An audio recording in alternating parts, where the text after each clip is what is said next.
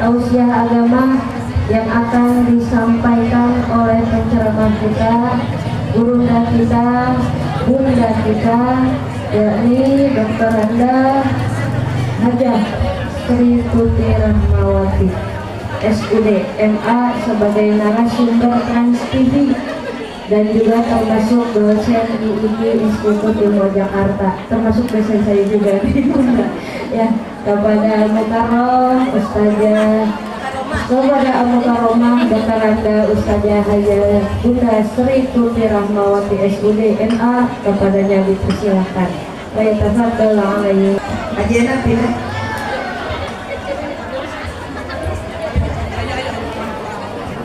Bismillahirrahmanirrahim. Dibatasi.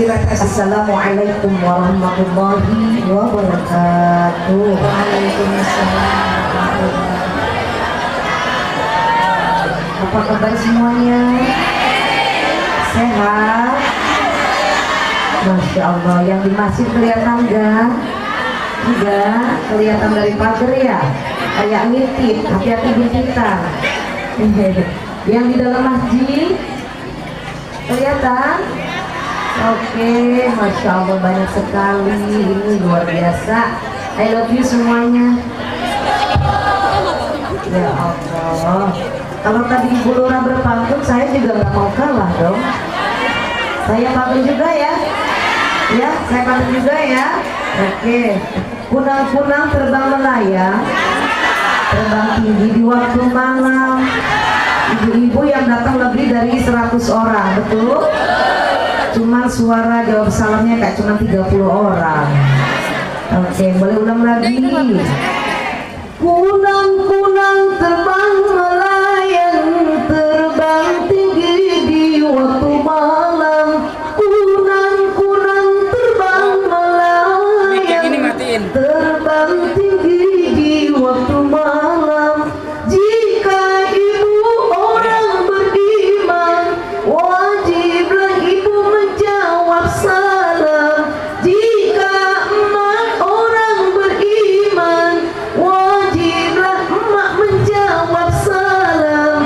Jangan engkau sia-siakan saya yang memberikan salam.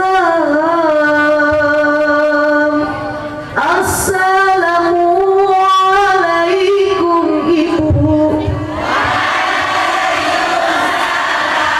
Assalamualaikum emak. Assalamualaikum bapak. Assalamualaikum salam. Assalamualaikum salam. Alhamdulillah. Jamaah. Oh jamaah. Alhamdulillah. Subhanallah. Alhamdulillah. Hari ini kita bisa berkumpul di masjid yang mulia ini dalam rangka peringatan Maulid Nabi besar Muhammad Sallallahu Alaihi Wasallam. Tadinya saya nggak datang. Dari Minggu sampai hari Jumat saya tiduran. Karena dikasih nikmat batuk pilek, kepanasan. Maklum cuaca, alhamdulillah dikasih nikmat. Cuman mungkin kekuatan doa dari ibu yang mengundang saya, mamanya Edina. Bunda, besok Sabtu jangan lupa saya udah ngundang orang. Bagaimana kalau Bunda nggak datang? Saya malu. Bunda, biar sehat. Bunda saya doain ya, biar sehat ya Bunda ya. Amin. Alhamdulillah doanya diijabah. Tadi pagi saya bisa bangun walaupun suaranya masih kayak gini, karena 365 hari saya dikasih tugas oleh Allah, 355 hari untuk dakwah, Senin sampai Minggu. 10 hari aja dikasih izinnya, boleh tidur, boleh istirahat. Setahun itu cuma 10 hari kalau pas lebaran. Orang kan lebaran pulang kampung, kagak ada yang ceramah. ya kan? Pada kumpul, pada ziarah sama saudara-saudaranya, ya kan? Orang-orang pada kumpul, pada ziarah, pada silaturahmi, pada keliling kampung, saya mah tidur. Karena bulan Idul Fitri itu bulan Syawal nggak ada yang undang ceramah, jadi itulah waktu saya untuk tidur. Tapi setahun kalau orang tidak sakit itu kurang normal. Setahun itu kalau kita sakit itu termasuk normal kata dokter. Tapi kita jangan pengen sakit setiap waktu ya, pengennya mah sehat. Jadi kalau sakit alhamdulillah. Mohon izin kalau nanti suaranya nggak begitu pol karena memang keterbatasan kesehatan. Mudah-mudahan Ibu Sumnya ridho ya. Insya Allah Bunda menyampaikan materi dengan hati, dengan cinta dan kasih sayang, dengan ilmu yang dituntut di Institut Al-Quran Jakarta untuk disampaikan di sini. Mudah-mudahan bermanfaat. Amin ya robbal alamin. Boleh dibacakan dalam Fatihah. Mudah-mudahan Bunda dikasih kesehatan. Oh Bunda pucat, ya malah sakit, tapi karena kewajiban ya harus dilaksanakan. Hari ini Bunda di Jati Uwung, jam 2 di Sepatan, jam 8 malam di Purwakarta, jam 10 malam malam ini di Bandung, besok pagi di Bekasi. Dengan kondisi ya seperti ini, tapi dengan kekuatan Al-Fatihah, yakin mukjizat dari Allah. Ibu-ibu mendoakan Bunda menjadi obat penawar bagi Bunda yang sakit. Amin ya rabbal alamin. Al-Fatihah. Bismillahirrahmanirrahim. Alhamdulillahi rabbil alamin. Ar-Rahmanir-Rahim. Maliki yaumiddin. Iyyaka na'budu wa iyyaka nasta'in. Ihdinas siratal mustaqim. Siratal ladzina an'amta 'alaihim ghairil maghdubi 'alaihim waladdallin. Amin. Rabbighfir lana wa liwalidina wa li jami'il muslimin. Amin. Alhamdulillah, terima kasih doanya. Mudah-mudahan jadi obat untuk kesehatan Bunda. Sampai Desember pulih. Mudah-mudahan aja Allah ridho ya. Itulah Ibu sebagai penceramah juga manusia biasa. Ada kadang-kala sakitnya. Dan Bunda nggak kalau hari itu ada 4 jadwal. La ilaha illallah. Itulah umat harus tetap semangat. Bunda juga harus tetap semangat. Semangat nggak? Semangat nggak? Ibu semangatnya gimana? Semangat? Ada yang datang dari jam 7? Hah? Ada? Jam 7 loh, jam 7. Ada? Mana yang datang jam 7 yang bohong?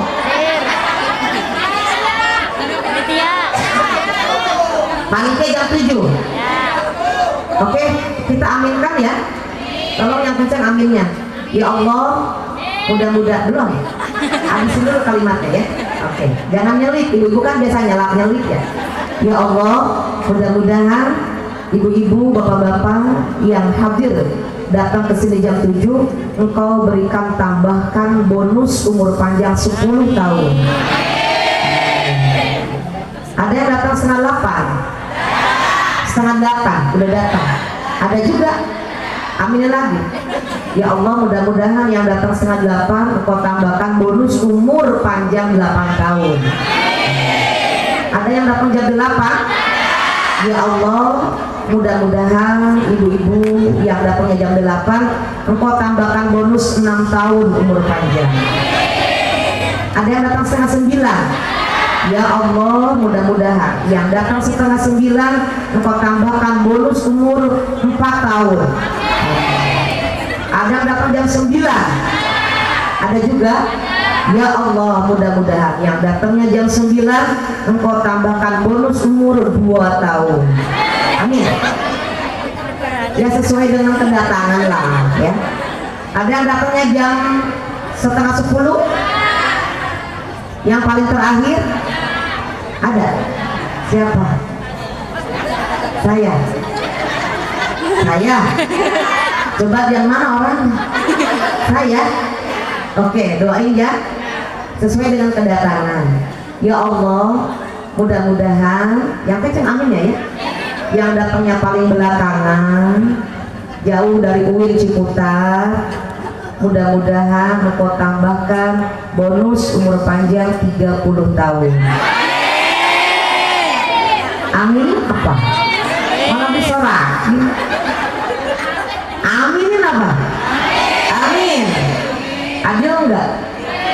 Jujur. Enggak usah bohong, enggak usah nggak enak juga karena saya sakit, nggak apa-apa, jujur aja.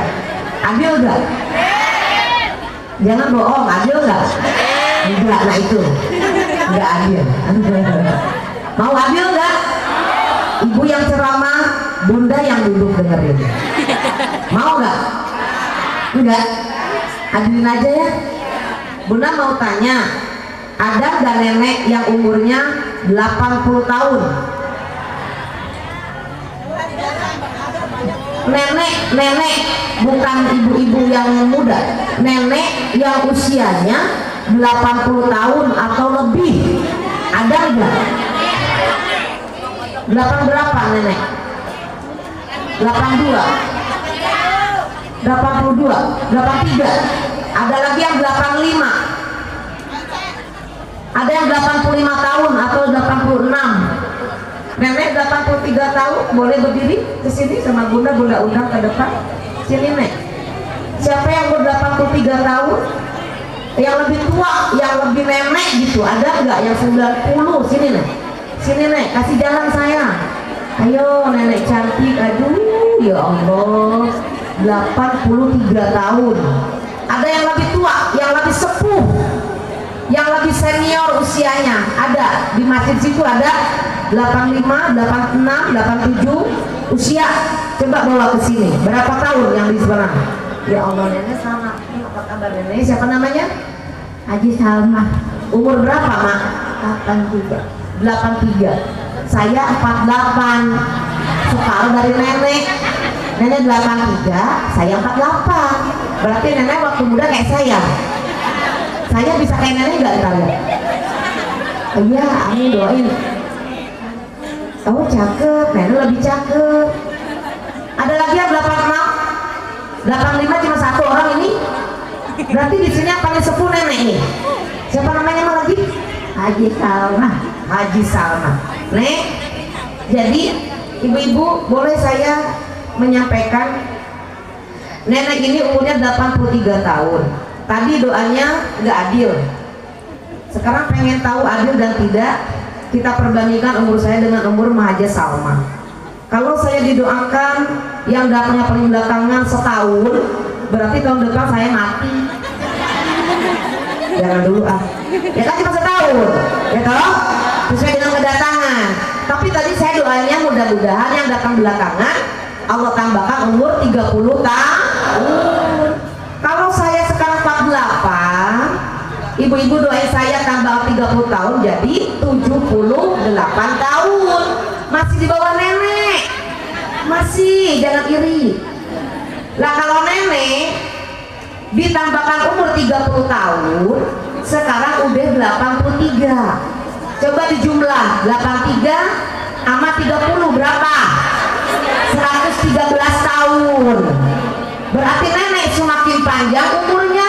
Saya tahun depan udah meninggal bagaimana? Nah betul? Jangan dulu katanya. Nenek kalau umur 113 tahun mau? Oh, jangan katanya. Jujur ya, nenek yang jawab. Nenek pengennya sampai umur berapa tahun nih? Nah itu yang bagus. Jadi kalau misalkan nenek 113 tahun, saya besok 49 tahun udah meninggal, kira-kira mendingan mana dulu? Mending nenek dulu, mending saya dulu? Nenek dulu. Kalau masalah umur urusan Allah. Maka kalau misalkan ibu-ibu ikhlas ridho mengaminkan, mudah-mudahan Bunda Tuti ditambahkan panjang umurnya 30 tahun masih di bawah nenek.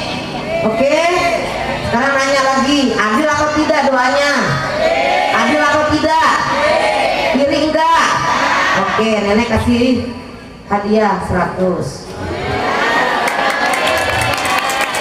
Semoga ada duitnya.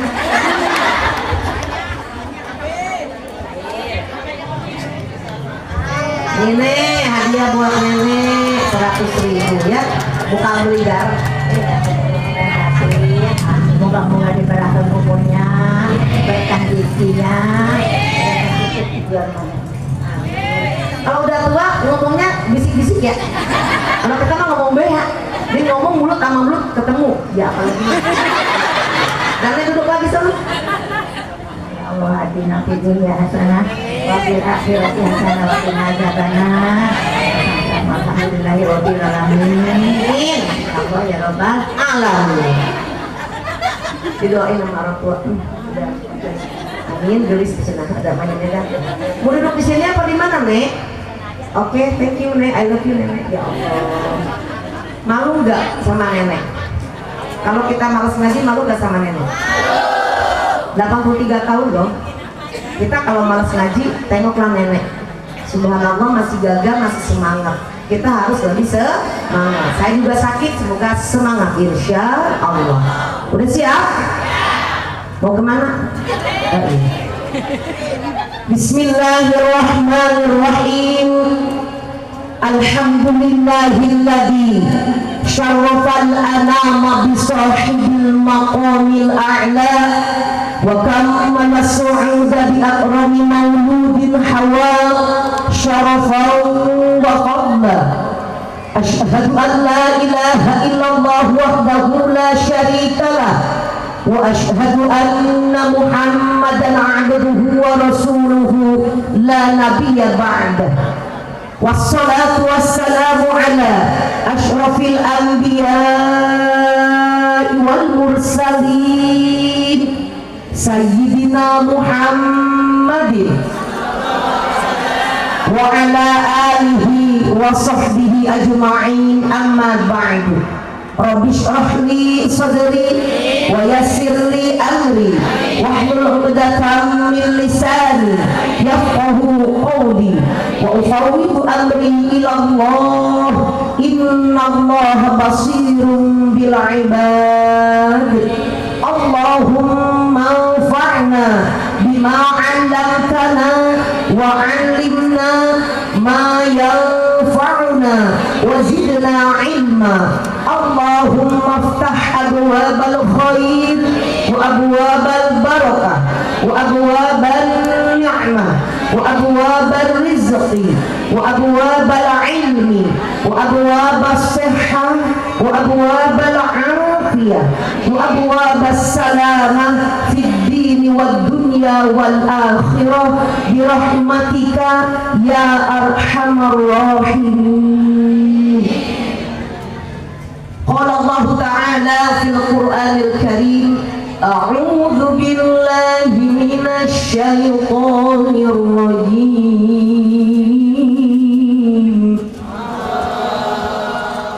Bismillahirrahmanirrahim.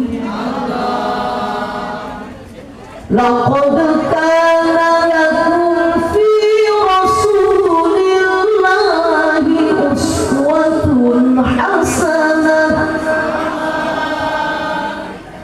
uswatun hasanatun liman kana yarju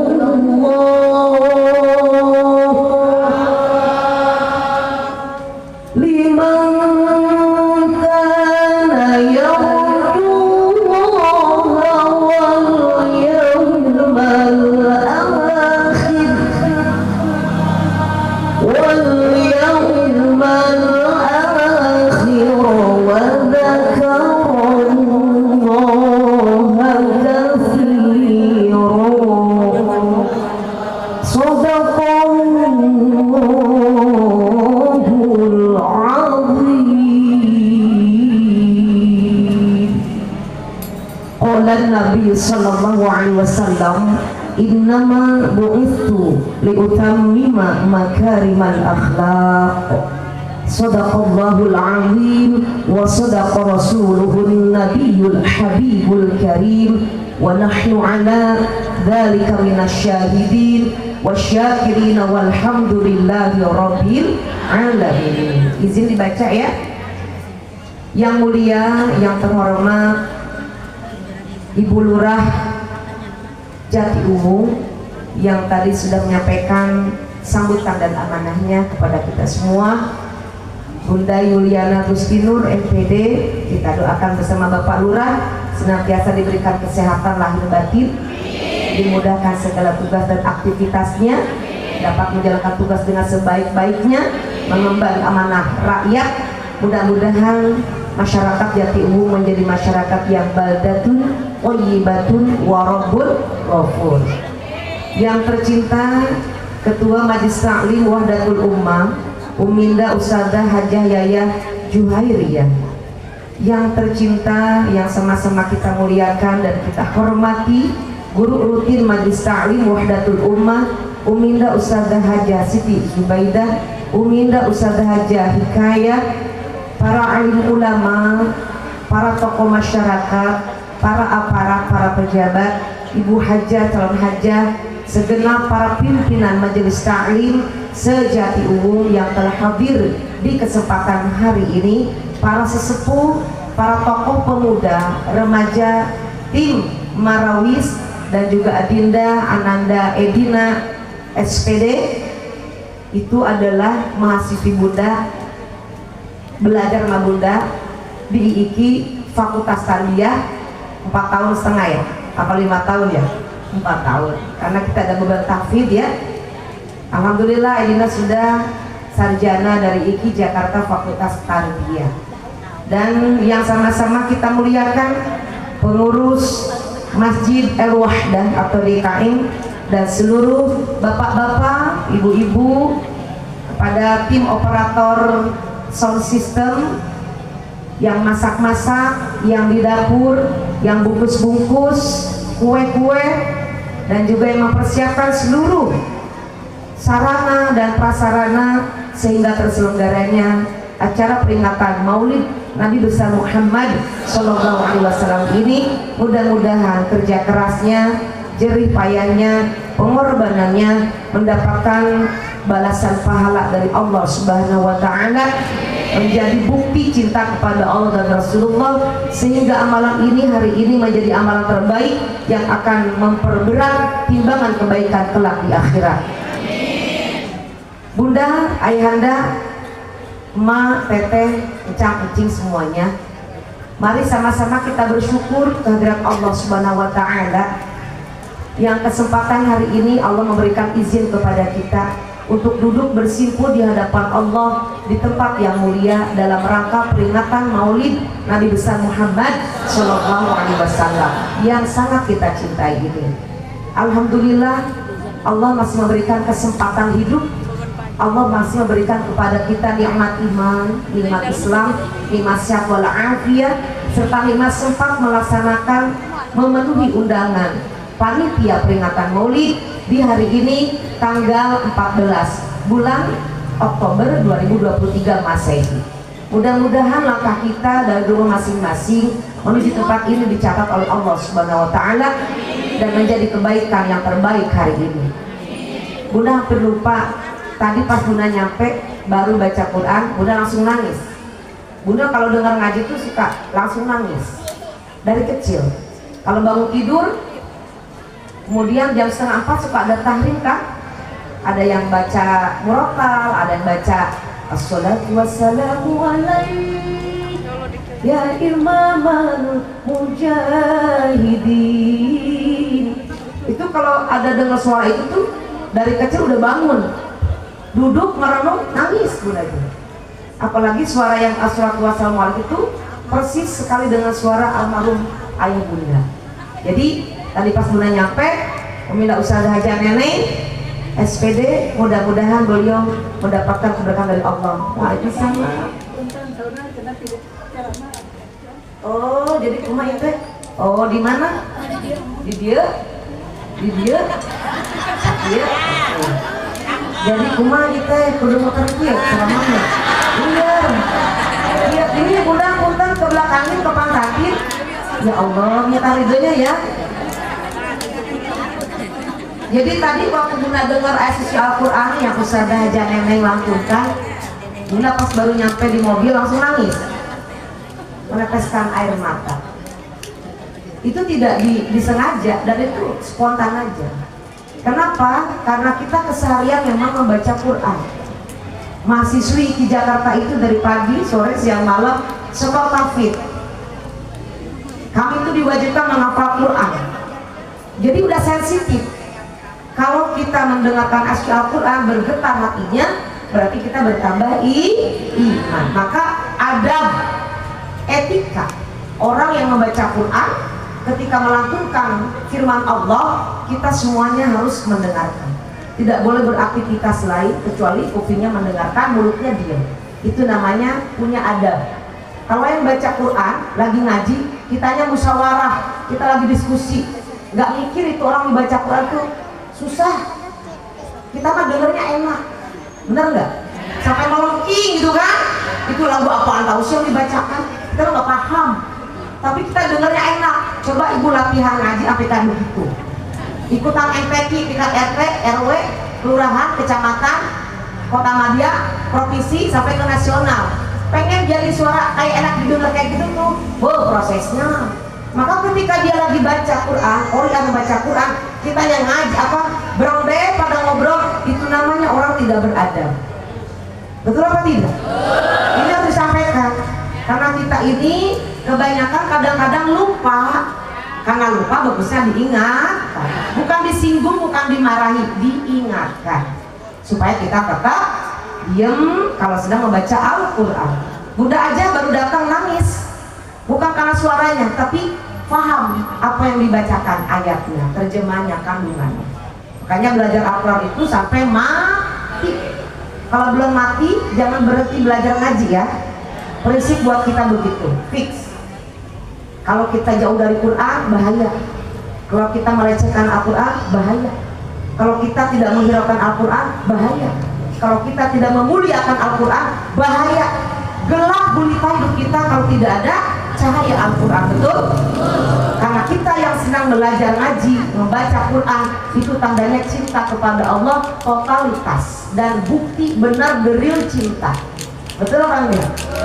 Ya kalau kita pengen tahu sejauh mana cinta kita kepada Allah, pada Rasulnya, lihat aja diri kita, menilai diri kita sejauh mana. Banyakan baca Quran, banyakan megang handphone dengan baca Quran, itu aja. Nggak usah pakai menilai orang, nilai diri sendiri aja. Ngaji, mengkaji diri kita, sapa diri kita, nggak usah ngomongin orang, nggak penting. Gibah, nggak penting.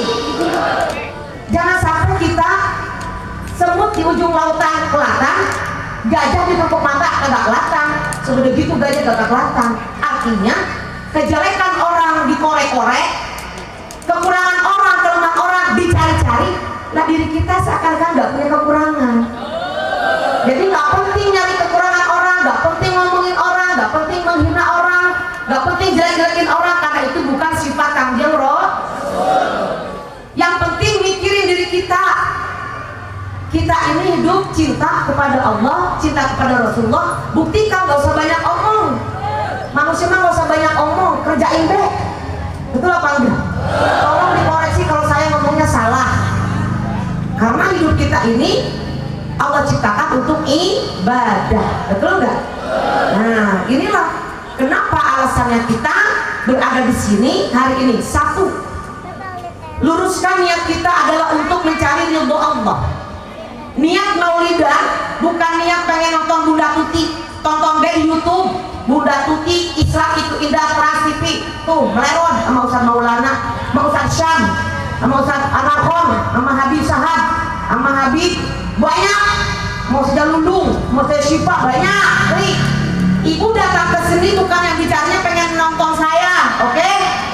Saya mah begini apa adanya, ya begini aja. Hidung juga segini adanya. Mereka cakep amat. Begitu, sama aja di TV sama yang sekarang sama gak? Di TV mah dipoles, pakai makeup artis.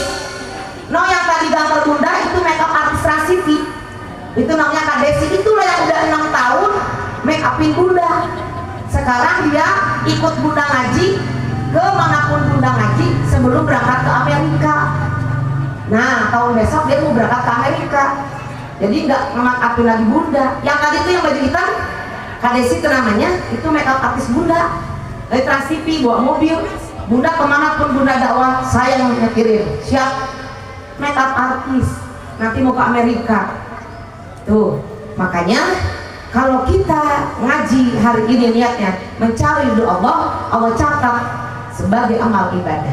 Jangan niat ngaji pengen nonton bunda tuh, nggak ditonton juga nggak apa-apa. Yang penting mah kitanya sama-sama dapat ilmu. Ibu mau tidur lah, ibu ngantuk lah, ibu makan lah. Oke? Jadi ngaji sama bunda nggak usah kaku-kaku, ya? Setuju? Yang kedua, niatkan Maulid ini kita datang ke sini adalah untuk meningkatkan iman dan takwa kepada Allah. Jadi tujuan kita mengadakan Maulid hadir di sini jelas tujuannya.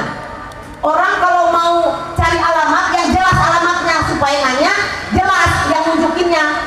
Kalau bikin surat biar jelas alamatnya, supaya tukang pos nggak pusing, ya kan? RT-nya, RW-nya, kelurahannya, kecamatannya, kabupatennya, PO Box-nya, betul nggak?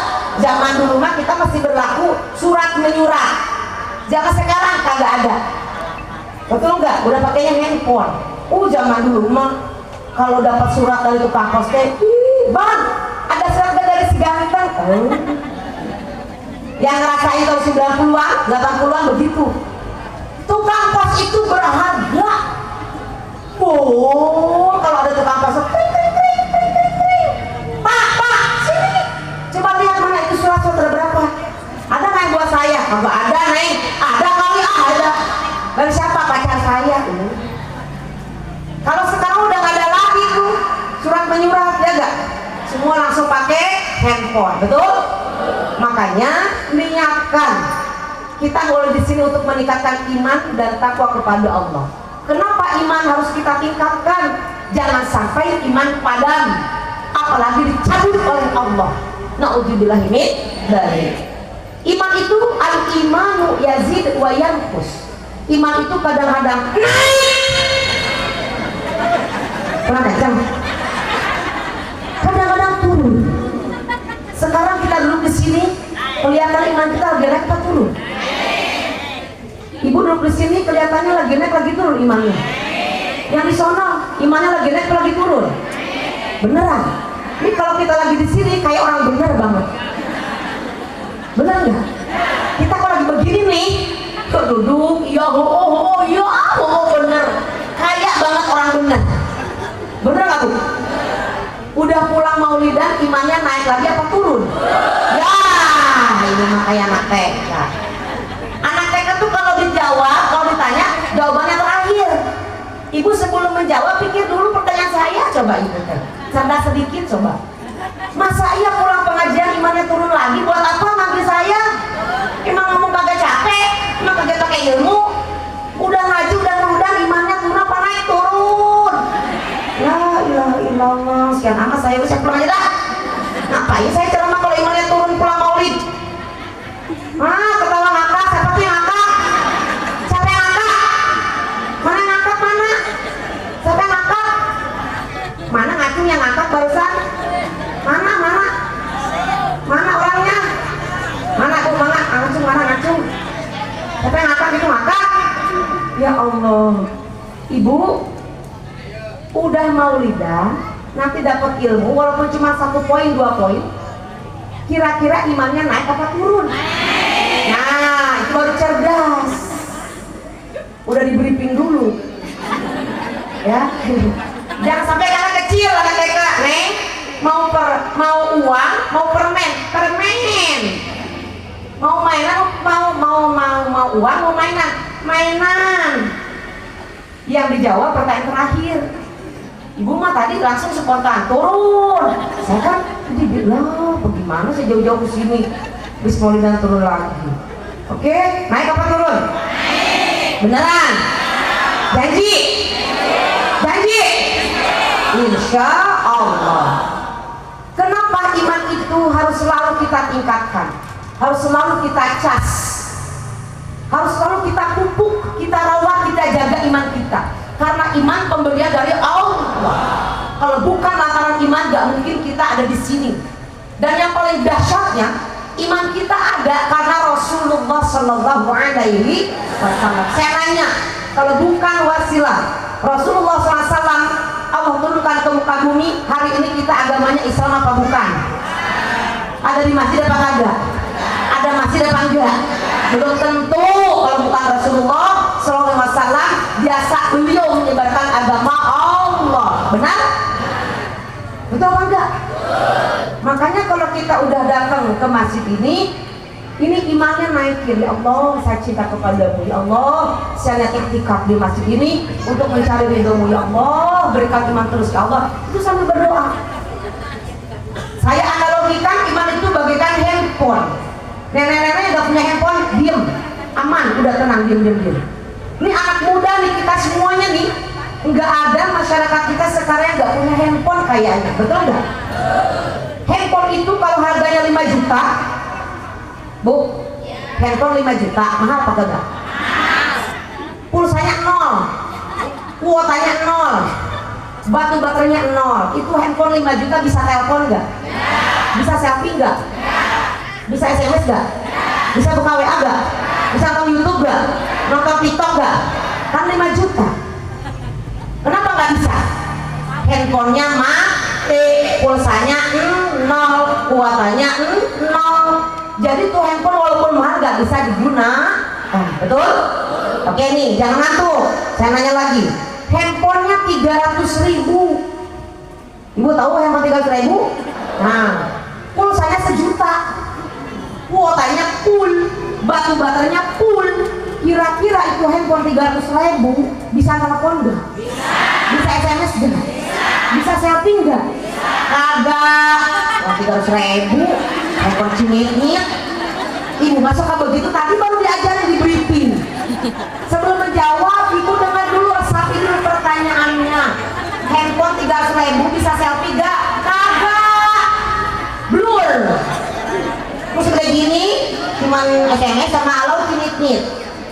Yang 5 juta baru bisa selfie kalau ada batu baterainya, kalau ada pulsanya, kalau ada kuotanya, betul?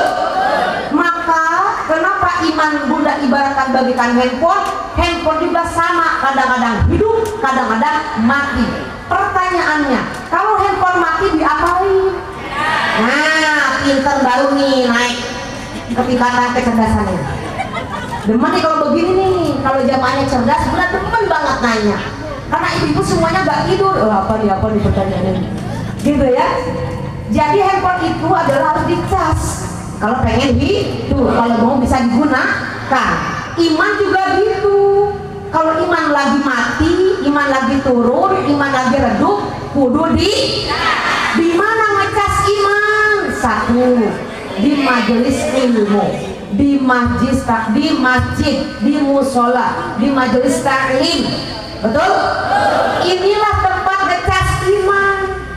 Bunda mau tanya, pengajian di sini setiap hari apa? Ngajinya kayak begini enggak?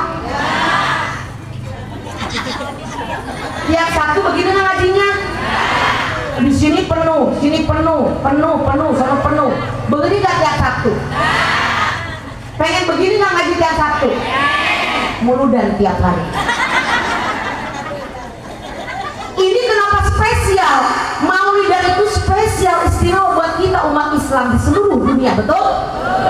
Yang tadinya nggak tahu acara maulidan jadi tahu, saya mau maulidan.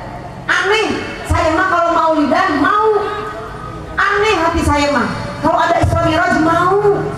Tapi kalau tiap minggu nggak mau, saya mah kadang-kadang ini itu. Nggak apa-apa, bagus itu begitu. Masih mending ngaji maulidan sama Raja Bas kalau 2 kali. Mantap, bagus. Entar nih, baru nih dicas sama Bunda nih. Pulang ini nih, insya Allah nih tidak akan setahun 2 kali lagi atau sekali lagi.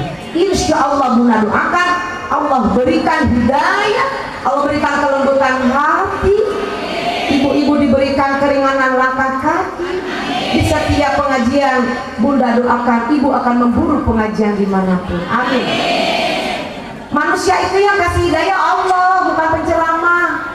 Nabi sendiri pun gak bisa ngasih hidayah.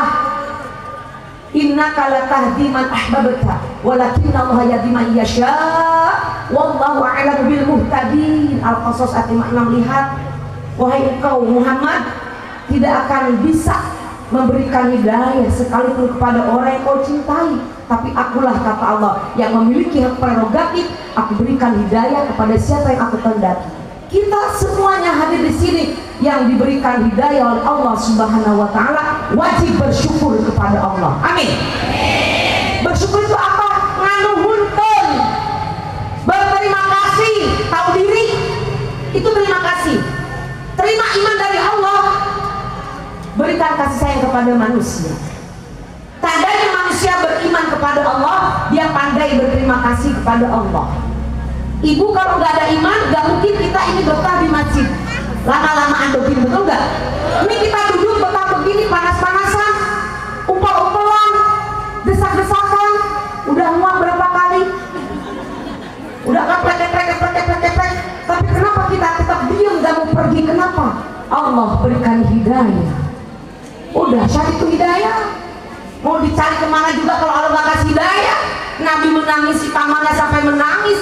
Ya Allah, berikanlah hidayah untuk pamanku, ya Allah. Kata Allah, la tahdi man ahbabta walakinna Allah yahdi man yasha. Kata Allah, aku Muhammad, kekasihku tercinta, nabiku tercinta, engkau hanya sebagai nabi, tapi yang memberikan hidayah aku, yang memberikan syafaat adalah aku, maka mintalah syafaat kepadaku, kata Allah. Jangan minta kepada siapa-siapa, syafaat kepada Allah. Allah berikan syafaat kepada hamba yang terpilih, yaitu Rasulullah Sallallahu Alaihi Wasallam. Man dalladhi yashfa'u indahu illa bi'idni. Jadi hanya satu-satunya makhluk di dunia ini yang terpilih, yang tercinta, kekasih Allah, yang diberikan izin oleh Allah memberikan pertolongan kelak di yaumul kiamat adalah Rasulullah Sallallahu Alaihi. Betul? Apa itu syafaat? Pertolongan yang bisa Rasul bagikan kepada siapa yang Rasul kehendaki. Kalau kita tidak beriman, nggak dapat syafaat. Iman dulu, Islam dulu, baru dapat syafaat.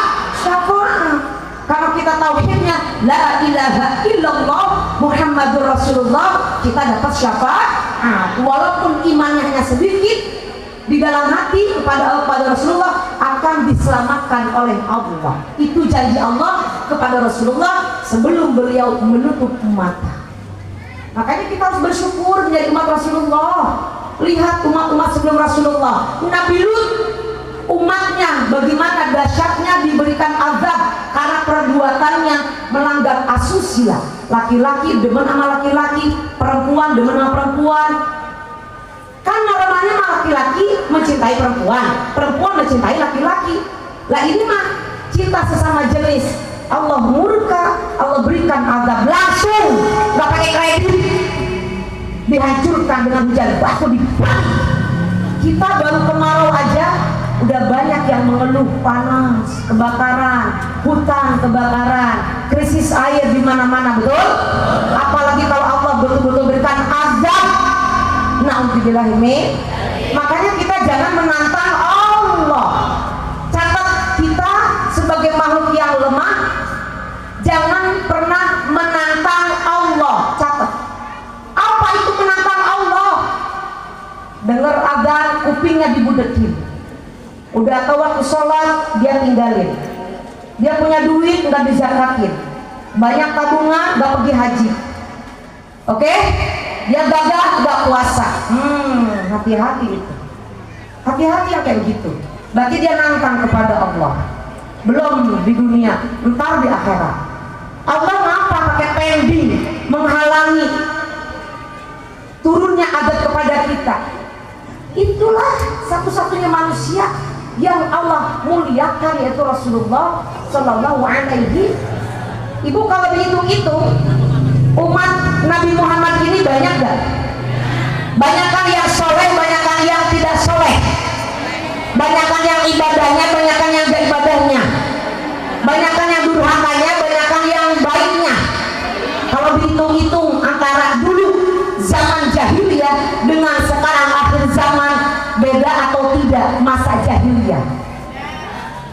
Beda apa sama? Zaman dulu, di zaman Nabi ada pembunuhan, banyak pembunuhan. Di zaman sekarang ada pembunuhan. Di zaman Nabi banyak perampokan. Di zaman sekarang ada perampokan. Di zaman Nabi ada korupsi. Di zaman sekarang banyak korupsi. Di zaman Nabi banyak pembohong. Di zaman sekarang banyak pembohong nggak? Apa bedanya jahiliyah zaman Nabi dan jahiliyah zaman sekarang? Sama apa beda? Sama? Cuman kita beruntung udah turun Kanjeng Rasul. Kenapa? Kalau saja Allah mau, bisa hancur kita, berantakan kita. Karena itu Nabi Muhammad lah yang menjadikan kita wasilah. Allah menahan, membongkar aib kita ditahan, memperlihatkan kejahatan kita ditahan. Allah turunkan azab ditahan, dan diturun-turunin. Kenapa? Ada Kanjeng Rasulullah Sallallahu Alaihi Wasallam. Mari kita berselawat kepada Rasulullah. Yuk berdiri 2 menit, bisa selawat badan. Kita sambut kelahiran baginda Rasulullah Sallallahu Alaihi Wasallam. Allahumma sholli ala Sayyidina Muhammad wa ala ali Sayyidina Muhammad. Boleh semua berdiri, bisa selawat badan. Salatullah sallallahu ala toha rasulillah, salatullah sallallahu ala yasin habibillah. Yuk kita tundukkan hati kita rasakan kehadiran Rasulullah sallallahu alaihi wasallam di hati kita. Kita ingat kelahiran Kanjeng Rasul, kita ingat perjuangan Rasulullah, kita ingat kasih sayang Rasulullah, betapa menyayangi kita. Ummati, ummati, ummati.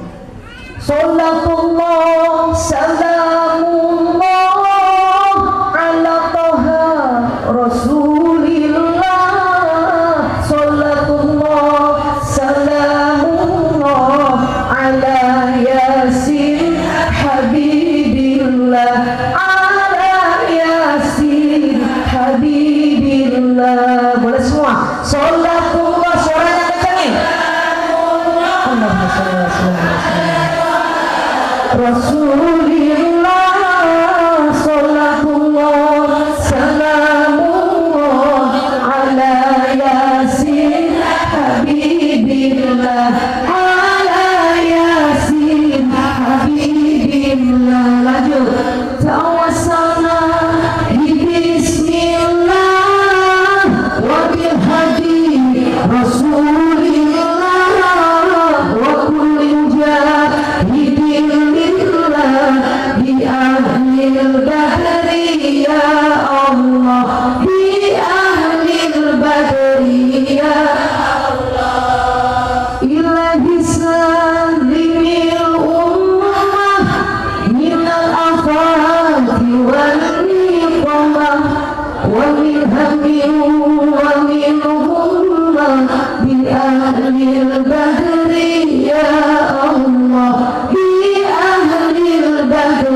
ya Allah. Terakhir salatullah salamullah ala toha rasulillah, salatullah salamullah ala yasin habibillah, ala yasin habibillah.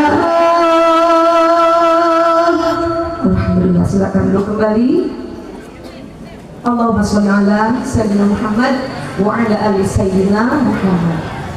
Ibu tenang nggak kalau udah baca selawat? Tenang? Senang nggak? Udah boleh tanya lagi, bunda nanya dulu. Nggak apa-apa ya bunda ya, karena saya itu dosen, guru, dulu ngajar TK 3 tahun. Saya ngajar TK, ngajar TPA 17 tahun, 200 anak-anak sendirian. Ngajar SD 3 tahun, ngajar SMP 5 tahun, ngajar STM Yupentek 5 tahun, ngajar SMA 10 tahun, dan sekarang ngajar mahasiswa udah 9 tahun. Ngajar Ibu Majlis Takrib Senin sampai Minggu sehari 3 tempat dari tahun 95 sampai sekarang. Jadi karena saya basicnya guru, saya senang bertanya supaya ibu-ibu nggak tidur. Tapi kalau mau tidur ya nggak apa-apa, cuma saya pesen kalau ada teman kita yang tidur tolong jangan dibangunkan. Oke? Oke? Kan aneh Bu, kalau nonton sepak bola, nonton dangdutan, itu mata melek aja Bu. Tapi kalau dengerin ceramah udah kayak didongeng. Aneh. Aneh nggak Bu? Makanya kalau ini acara udah bubar, teman kita masih tidur, pesan saya sama, jangan dibangunin. Siap? Coba tengok kanan kiri, temennya ada yang tidur tidak? Ada tidak? Oke, kalau tidur nggak kebagian bonus, ya. Ibu, sekarang kita lanjutkan. Tadi saya mau nanya apa? Kamu nanya apa? Udah belum pertanyaannya? Udah belum? Udah nanti aja. Saya cuma ngetes aja ibu. Jadi ketika kita tadi melihat ayat, satu ayat kita tuntaskan. Bunda akan muter-muter banyak ayat, ya. Karena kita udah tua, nggak mungkin nangkap semua materi. Umur kita 17 tahun ke atas. Sekarang iya mau, bener emang iya bener bener. Bener iya bener. Ntar aja pulang. Ngapain apa tuh penceramah? Gak tahu ya. Tadi mah di sana ngerti deh. Terus sekarang udah pulang nggak ngerti deh, betul nggak? Makanya Bunda langsung aja. Surah Al-Ahzab ayat 21. Allah berfirman, Bismillahirrahmanirrahim. Coba baca semuanya. Laqad kana lakum fi Rasulillahi uswatun hasanah liman kana yarjullaha wal yawmal akhir wa dzakarallaha katsira. Masya Allah. Kata Allah, firman Allah, sungguh telah terdapat pada diri Rasulullah Sallallahu Alaihi Wasallam itu suri teladan yang baik bagimu.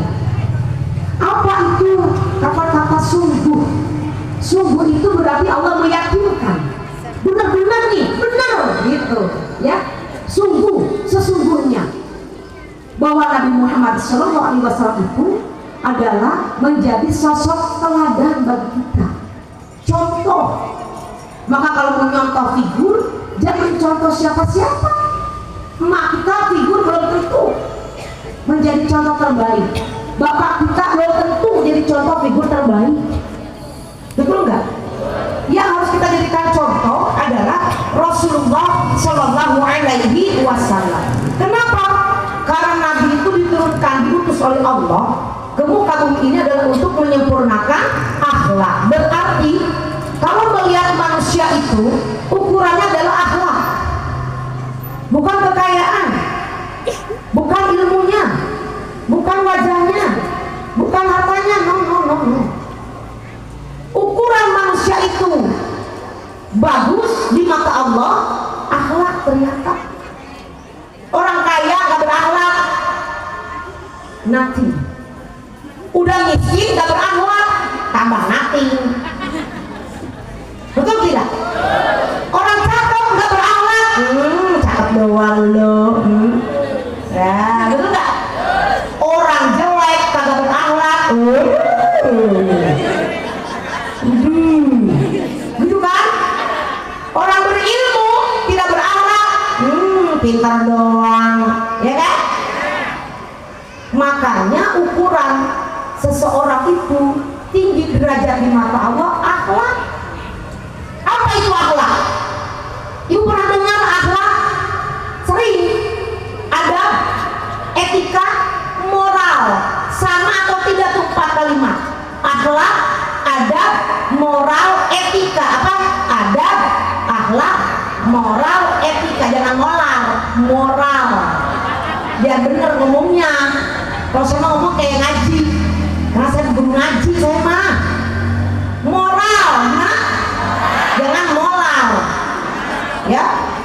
Akhlak itu adalah perbuatan, perilaku, karakter dalam keseharian yang baik, kemudian dilakukan secara intens, terus menerus, continue, sampai dia melakukannya menerus itu namanya akhlak. Sekali lagi nih, akhlak itu adalah perbuatan baik yang dilakukan secara terus menerus, istiqomah. Mana contoh akhlak? Bunda ambil contoh kecil, gak usah jauh-jauh. Disiplin itu namanya akhlak.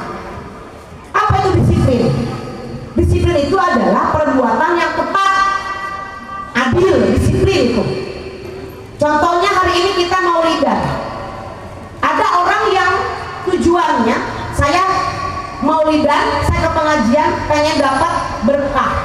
Betul? Saya mah biar berkah, kalau saya ngaji biar berkah. Begitu? Apa itu berkah? Ziyadatul khair, bertambahnya kebaikan yang bertambah plus. Dulu kita masih jahiliyah, belum mengenakan jilbab. Sekarang kita ngaji, dikasih hidayah oleh Allah pakai jilbab. Maka objeknya itu, medianya, jilbab itu membawa keberkahan buat kita. Itu maksudnya ya. Dulu waktu belum beli motor, saya jalan kaki kemana-mana. Sekarang sudah ada motor, ke pengajian pakai motor, ke kelurahan, pengajian kelurahan pakai motor, pengajian di kecamatan pakai motor, maulidan di mana aja ada undangan, saya tuju pakai motor. Sebelum punya motor belum ada keberkahan, tetapi setelah ada motor, motor memberi keberkahan. Gitu. Bisa motor membawa keberkahan? Bisa kalau motornya digunakan untuk ibadah. Paham sampai sini? Nah, itu berkah. Ada lagi orang yang niatnya pengen cari berkah. Gue sih kalau ngaji di sana enak berkahnya, lu nggak tahu mah, berkahnya cuma aduh, setet tahu nggak sampai sekantong. Belah macam ini ini ngucapin. Gue sih nggak penting pacarnya siapa kayak udah udah berkah itu mah. Apa itu berkah? Makanan yang dibungkus dikumpulin dalam satu tempat, betul? Dalam dus atau dalam keranjang, dalam plastik, namanya berkah. Ibu udah dikasih berkat belum sekarang? Mana berkatnya? Hah? Dikasih berkat belum? Beneran? Udah habis? Bentar lagi mau panitia. Ibu, kalau berkat itu kan makanan. Kalau makanan udah dimakan, ada gak sampahnya? Entah itu gelas, botol aqua, entah itu plastik, entah itu daun, betul? Entah itu ada tisu, betul? Entah itu ada colokan atau sedotan gelas, betul? Orang yang berakhlak begini, dengerin ya. Orang yang berakhlak itu habis makan, sampahnya agak langsung dilempar, plung atau cemplung di bawah kaki udah. Oh, nah apa betul belum? Orang yang berakhlak itu, nih satu-satu saya contohin biar paham mana akhlak, mana adab, mana moral, mana etika. Ini kan kita lagi servis akhlak. Bulan Rabiul Awal adalah bulan menservis akhlak, perbuatan karakter yang jelek, perbuatan yang jelek menuju perbuatan yang baik, betul? Ini bulan Rabiul Awal. Nah, orang yang berakhlak itu habis makan tidak dibuang sembarangan atau ditinggalin manakala acara usai. No, orang yang berakhlak itu dusnya utuh, dibawa pulang, makan di situ, nyedot sedotan di situ, masukin lagi ke situ. Sampahnya ngumpul di dus, sampahnya dipungutin, disimpan di dalam kresek plastik, dia bawa pulang. Ketika di rumah ada tong sampah, dia buang sampah bekas makanan, snack, berkat dari masjid di tempat sampah di rumah. Itu orang yang berakhlak. Paham sampai sini? Saya nanya sekarang, kebanyakan kita gimana kalau mau lihat? Hah? Woi, berkatnya kemana tahu? Dus di mana-mana, sampai jalan keserempet sama sampah. Betul nggak? La ilaha illallah. Kita dikasih akal untuk mikir nggak itu sampah itu kotor? Nggak dipakai tuh akalnya. Sayang, mending dibuang aja tuh akalnya. Sama aja kita dengan binatang dikasih akal, betul? Lah orang dikasih akal, sampah aja nggak digunakan, nggak diasah tuh akalnya, nggak dipintarin, itu namanya orang yang berakhlak. Dia disiplin. Waktunya ngaji, itu orang berakhlak. Akhlak kepada Allah. Waktunya sholat, ya sholat, nggak ngebudek-budekin kuping. Kalau di dunia ngebudek-budekin kuping, di akhirat bakal budek beneran. Nggak ada dokter di akhirat dong. Dengar adang, diem, oh baru juga adang, ngobrol, itu nggak sopan itu. Ya, jadi kalau sekarang nih ngaji dapat berkat, kira-kira lihat sampah di samping kita mau dipungut atau mau dibiarin? Benar. Coba pungut. Coba masukin ke kantong. Ayo. Mesti diem, kamu action berakhlak, sambil berhasil. Berhasilnya saya menyampaikan ilmu hari ini sepele loh, masalah kedisiplinan dalam kebersihan, betul? Kita ini jangan jorok. Saya ke Australia 4 tahun. Saya di Australia 4 tahun Bu, ngajar orang Australia dari Sydney sampai ke Melbourne, dari Sydney ke Lakemba, ke Paisbol, sampai ke Timpe, ke Al-Hijrah, sampai ke Canberra, sampai ke Blue Mountain, ujung Australia. 4 tahun saya di Australia, sampai ke Melbourne, sampai ke Ballarat. Ngapain? Ya ceramah. Emang punya saudara di sana kagak ada? Ceramah, ngasih materi, workshop, seminar, mentraining guru-guru yang mau calon OTPA, ngajarin dakwah, ngajarin retorika dakwah, ngajarin MC, ngajarin sholawat di Komjen. Yang undang saya bukan orang biasa, Komjen dari MBZ. 4 tahun saya di Australia. Apa yang saya dapatkan di mereka tuh? Tiap rumah nggak ada sampah. Dari anak kecil sampai nenek-nenek, sampai kakek-kakek nggak suka buang sampah. Loh, keren. Di Australia satu keluarga berempat anaknya wajib ngapal Quran. Minimal 3 anak wajib ngapal Quran. Di Australia minoritas, mayoritas orang kafir, minoritasnya orang muslim. Saya ngajar sampai 4 tahun karena saya menyampaikannya nggak ekstrim, saya nggak radikal. Saya Nahdlatul Ulama, jujur aja. Saya orang NU, ya, yang Wahabi, yang Salafi, yang Wahabi, yang Ahmadiyah, yang Persis, yang Muhammadiyah, kita semua saudara. Silakan, masing-masing keyakinan, ya. Jangan saling kita menghujat, hormati dengan keyakinan masing-masing. Yang penting kita umat Islam bersatu. Paham? 5. Kunut kagak kunut berantem. Atahiyat tunjuk-tunjuk begini-gini, jelek-jelekin. Kalau pengen tahu benarnya kita sholat, no, ke Mekah. Di Mekah mah bermacam-macam. Ada yang takbirnya Allahu Akbar, jadi kalau ngelapetah. Kita nggak usah ribet. Jangan juga hey, orang India misalkan ya, kita nggak kenal.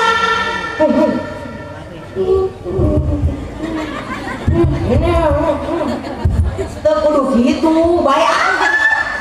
Bagianin baik dia begitu. Takbir gini, Allahu Akbar. Di sini kita kan nggak usah ribet. Mata kita kan Indonesia ke komentator, ribetan kita nggak usah diribetin. Bagianin baik dia begitu. Misalnya urusan dia. Ada yang takbir gini, Allahu Akbar. Di bawah perut begini, baru begini bar. Nggak usah pusing, urusan dia. Di Mekah mah bermacam-macam, nggak ada yang berantem tuh semua sholat. Nggak pakai diomelin, nggak pakai dijas. Betul nggak?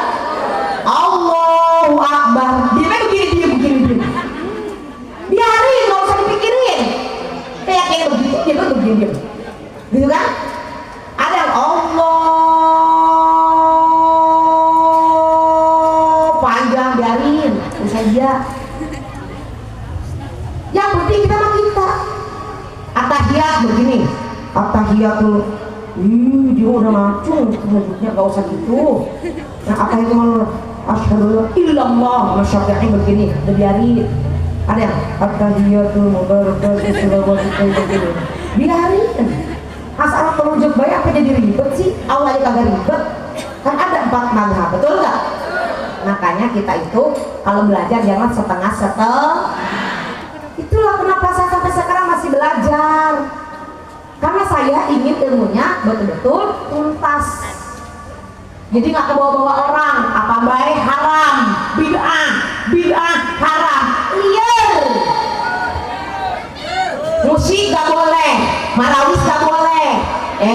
deh. Bagaimana sih ya? Bahkan innallaha jamal yuhibbul jamal. Betul apa enggak? Saya mah marawisan, saya mah yasinan, saya mah kunut, saya mah tahlilan, saya mah sholawatan. Saya biar ibu jelas yang ceramah itu siapa. Oke? Kagak suka jangan manggil lagi saya. Kesinggung marah jangan manggil lagi saya. Gak peduli no.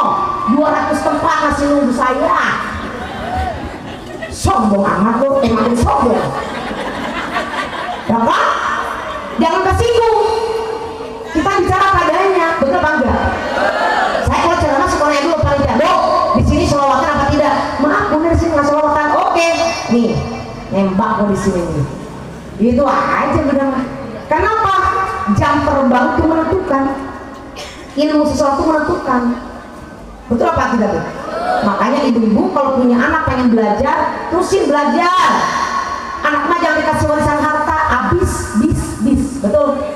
Kasihlah ilmu. Orang dikasih ilmu itu bu hidupnya nggak takut kelaparan, nggak takut ditinggalkan, nggak takut nggak dipuji, nggak takut nggak dipakai, nggak takut nggak dapat penghargaan, nggak takut. Orang yang punya ilmu tinggi itu nggak takut karena hidupnya bukan untuk manusia, untuk Allah. Nggak cari pujian manusia. Ibu nggak puji saya nggak apa-apa. Maksudnya nyari pujian ke sini kagak. Saya malah senang aja ngamalin ilmu. Betul apa enggak? Itu namanya kita betul-betul menuntut ilmu. Saya masih belajar bu. Sekarang dokter kedua, dokter pertama udah selesai.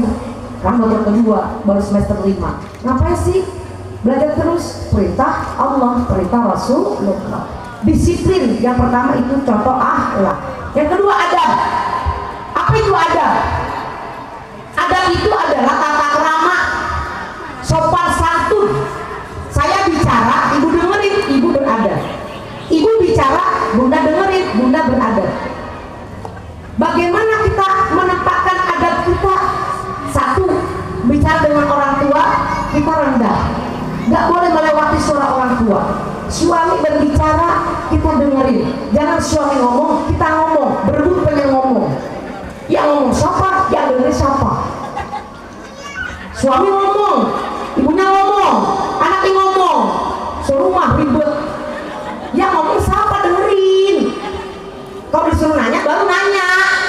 Orang ngomongnya catat, itu tidak beradab. Paham? Ada lagi etika. Apa itu etika? Bunda dari Sukabumi pindah ke Jakarta atau ke Jatiluhur. Tiba-tiba bunda bangun rumah, selesai rumah, bunda bawa mobil, srek. Di depan rumah bunda yang baru bunda bangun, ada ibu-ibu lagi duduk aja. Kita langsung keluar garasi, pakai mobil sana, mobil sini. Kata tetangga kita, siapa sih orang baru? Permisi kek, lewat. Apa sih itu? Lu tahu nggak dia? Tahu. Itu namanya orang nggak punya etika. Bagaimana agar kita memiliki etika yang baik? Seorang tamu sebaiknya daftar dulu ke RT, ke RW, sampaikan saya adalah warga baru, izin Pak RT, izin Pak RW, saya beli tanah di sini, saya mau bangun rumah di sini. Bangunlah rumah setahun. Sudah bangun rumah setahun, mau ditempatin, bilang lagi ke Pak RT, Pak RT, saya sudah rapi rumahnya. Pak RW, saya sudah rapi rumahnya. Boleh nggak saya minta Ibu Ustazah Ketua Majelis Taklim untuk saya hubungi? Saya pengen isi rumah, ngadain pengajian, ngundang tetangga sekitar rumah. Saya mau kenalan, saya mau introduksi. Oh iya, diundanglah tetangga kanan kiri se-RT.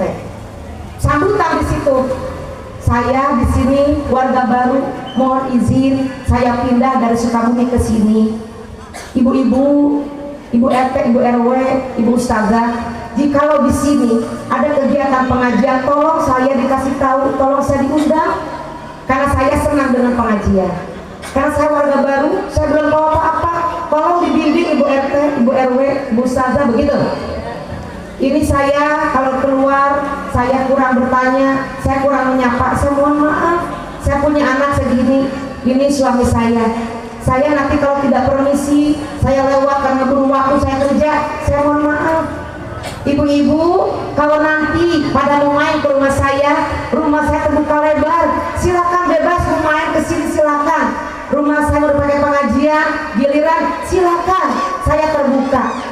Yang penting saya sebagai warga baru di sini, saya mohon izin untuk tinggal di sini, menjadi warga baru di sini.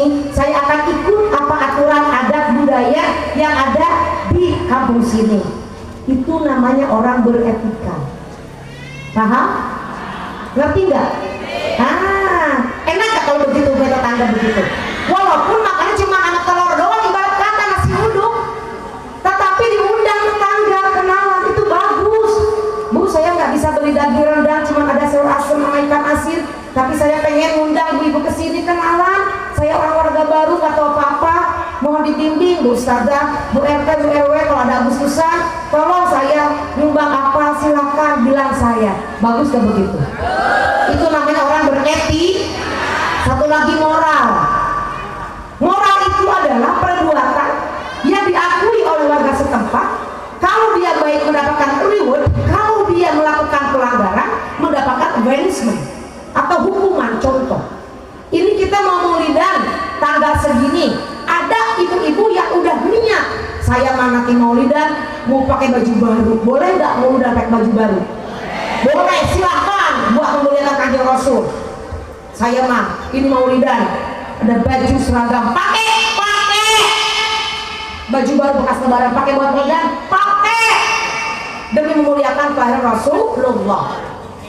Saya mah pakai jin boleh, tapi pakai abaya ya. Saya mau pakai sendal baru, saya nabung beli ke pasar, dapat kertil 100.000.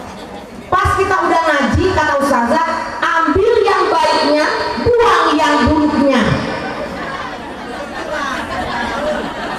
karena dia tidur ngantuk, yang didengar itu. Akhirnya apa Bu?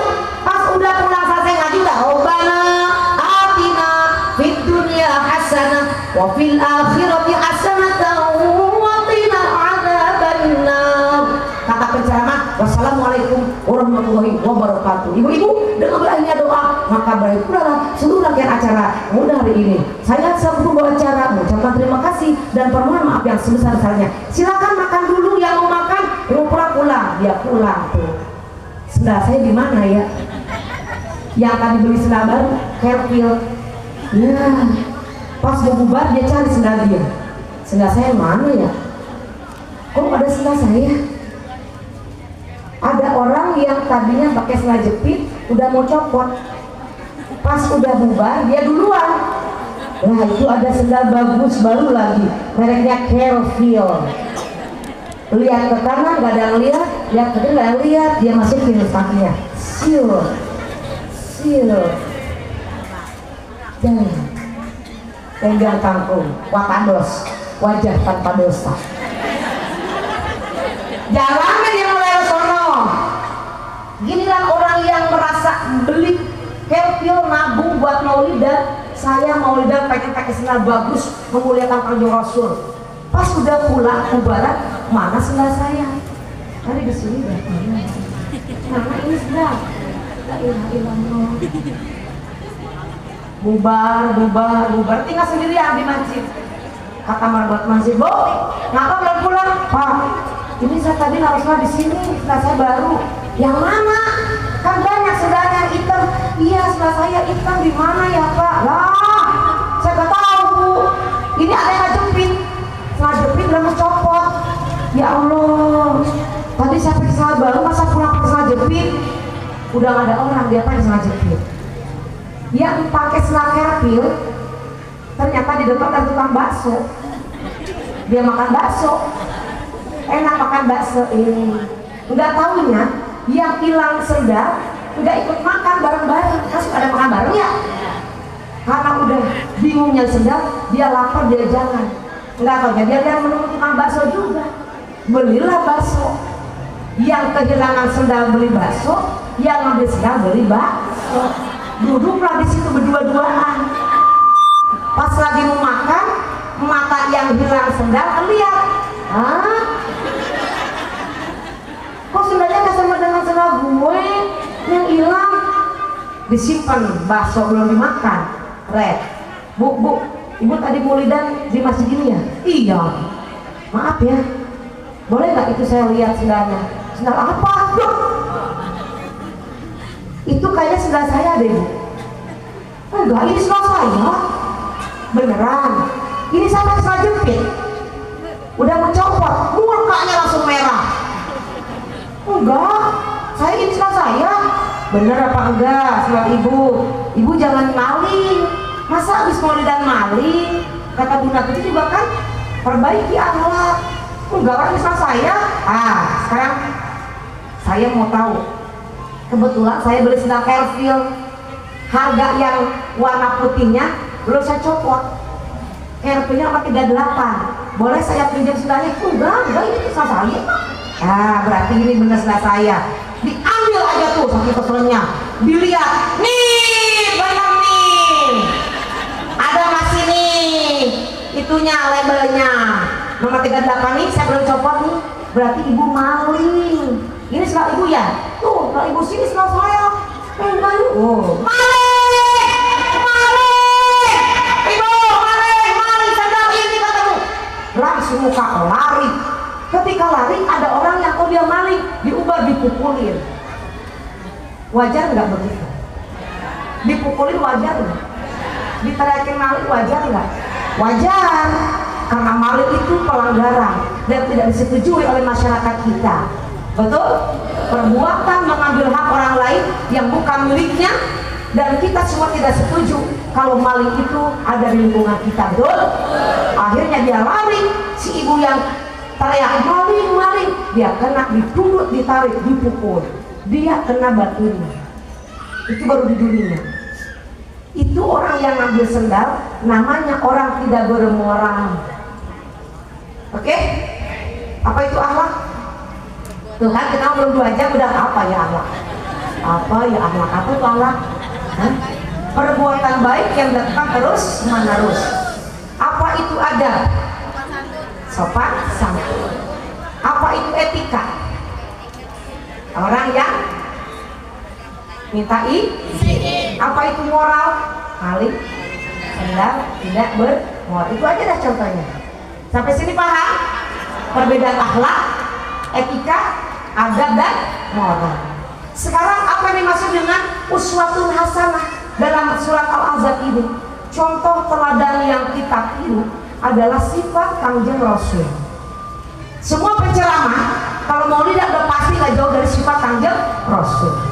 Dan saya yakin ibu pasti bisa jawab. Ada berapa sifat Kangjeng Rasul? Sifat Kangjeng Rasul ada berapa? Ada berapa? Jamaah. Oh jamaah. Alhamdulillah. Sifat Kangjeng Rasul yang pertama apa? Siddiq. Yang kedua amanah. Yang ketiga tabligh. Yang keempat fatonah. Siddiq itu artinya jujur, benar. Sifat Kangjeng Rasul itu jujur. Nabi mengajarkan kejujuran, kebenaran. Ibu, kalau kita jadi orang yang jujur, selamat apa tidak? Orang jujur itu nggak ada takutnya Bu, nggak ada gelisah. Orang jujur itu nggak ada khawatir, nggak ada ketakutan. Dia jalan kemana aja dunia terasa lega, terasa lebar. Orang jujur. Walau terkadang jujur itu pahit, betul nggak Bu? Orang jujur itu kadang suka gini, Pak, Bapak jangan jujur-jujur amat, apa kerja? No, teman, no, tetangga. Kerja baru 5 tahun udah Mercy, Pajero, udah segala macam Fortuner, rumahnya, kosannya. Ya Allah, Bapak man kerja udah 20 tahun begini deh, makan juga susah. Makanya hidup jangan jujur-jujur amat, Pak sengsara. Itu perempuan setan. Kalau ada perempuan kayak begitu, namanya perempuan setan. Bukan bersyukur punya suami jujur, malah dikecilkan. Bapak sih jujur-jujur amat kerja. Dari dulu Bapak mah korupsi kan sedikit aja, nggak apa sedikit. Mula-mulain sedikit, lama-lama seperempat, nanti setengah, nanti semuanya dikorupsi. Betul? Na'udzubillah ini. Jadilah kita perempuan yang mendorong suami untuk berbuat jujur. Hidup itu cari apa sih? Cari gengsi. Gengsi doang. Gengsi ini gue punya gini, gengsi ini gue punya itu, gengsi punya itu. Alah, main cerek. sia sekali yang kubur mah 2 meter kali 3 meter nah di bawah bener tuh emang teh tak gengsi dia dijauhin dihakal ke sorangan sarakas ya ih najis baboy teh tersekan itu bener tuh nggak mau nyari apa hidup nyari apa hah? Hidup itu sehari cuma butuh 3 piring nasi sehari cuma 2 baju. Pernah nggak kita di rumah punya 30 baju dipakai 30 dipakai nggak? Bener nggak? Kita mau yang bener-bener aja dah. Ini masalah kejujuran nih kita sekarang udah mulai punah. Susah mencari orang jujur, nyari orang bohong, leron. Lawan dari jujur bohong. Bukan nanya. Kita praktekkan langsung sifat Nabi Rasul jujur hari ini, nggak usah pakai pulang. Langsung aja sekarang ya. Jujur jawab. Lawan dari jujur apa? Bohong. Pertanyaan pertama, dengerin. Pernah nggak kita seumur hidup bohong sekali aja? Naikin pertanyaannya. Pernah apa sering kita bohong? Tahu nggak bohong itu dosa? Tapi kita ngelakuin bohong. Kalau orang tahu seperti itu, bodoh apa pintar? Racun yang bodoh. Benar nggak? Udah tahu bohong, tapi kita ngelakuin, berarti kita nggak cerdas. Pernah bohong, sering bohong. Yang dibohongin siapa? Ayo. Ini nih. Ini kita harus jujur-jujuran di masjid. Ibu pernah bohongin suami? Sering bohongin suami. Masalah apa yang dibohongin? Duit. Semua orang butuhnya. Belanja butuh. Anak sekolah butuh. Beli beras butuh. Beli seragam butuh. Kuburan butuh. Mati butuh. Duit. Jangan karena duit ibu kita jadi melakukan kebohongan. Betul apa tidak? Terasa nggak terasa itu dosa? Jujur, pernah nggak bohong sama anak kita? Sering apa pernah? Mak bagi duit. Mak jajan. Duitnya ada. Kata suami, mak beli bensin. Habis. Mak beli rokok, maaf ya, suaminya habis pak. Padahal duitnya di dompet masih ada. Bohong apa enggak? Senang kita bohong. Enak itu tidak bohong, enak. Nikmat itu bohong, nikmat. Kenapa di neraka banyakkan kaum wanita? Bisa jadi bohong yang sedikit ditumpuk jadi buah ditaubatin. Betul? Pernah nggak bohongin teman? Nanti ngaji ya. Iya, ada budak putih siang di mana? Di masjid mana nih? Iya, Wahdatul Ummah. Ayo nangkap temannya. Udah janjian. Lu pakai seragam hijau, gue juga hijau. Lu merah, gue merah. Lu pintah. Lu baju hitam, gue hitam. Lu baju biru, gue biru. Lu bunga hitam, gue bunga hitam. Oke. Berangkat temannya. Duluan udah nyampe sini. Telepon. Lu di mana sih? Udah OTW. Di mana OTW? Kok OTW nggak kedengar motor? Gue udah OTW kok. Aduh gue. Bilang OTW di rumah masih dandan, bohong apa enggak? Itu teman aja dibohongin. La ilaha illallah. Makanya orang yang suka bohong itu dekat dengan neraka, jauh dari manusia, dijauhi malaikat, dibenci Rasulullah. Betul? Orang yang jujur dicintai Rasulullah, dicintai Allah, dicintai manusia, dekat dengan rahmat Allah, dekat dengan surganya Allah. Pulang dari sini mau bohong apa mau jujur? Terapi diri sendiri hari ini. Kalau hari ini bisa jujur, lanjutin besok terapi jujur. Hari kedua bisa jujur, lanjutin terapi hari ketiga jujur. Seminggu bisa jujur, bersyukur kepada Allah, lanjutin.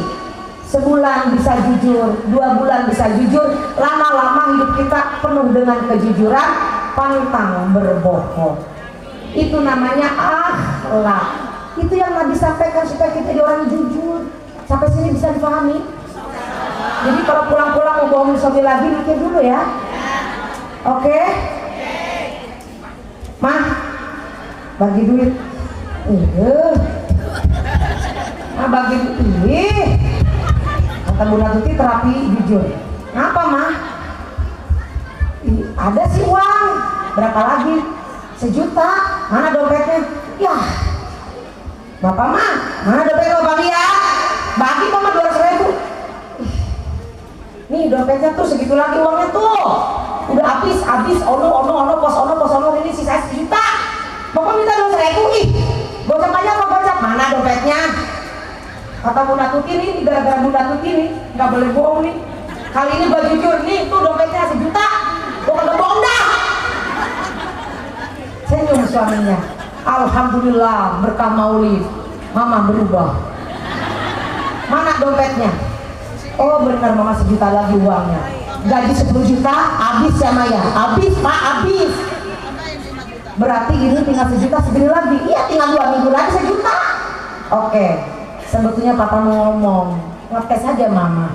Bapak baru dapat orderan 7 juta. Oh, terus nih 6 juta buat mama, papa masukin ke dompet. 1 juta bekal papa. Beneran pak? Iya, itu mama jujur. Jadi bawa berkah. Makanya mama kalau jujur, bapak juga rezekinya ngalir. Tuh, berarti jujur ada kaitannya dengan usaha suami. Kalau istrinya suka bohong, suaminya sempit rezekinya bu.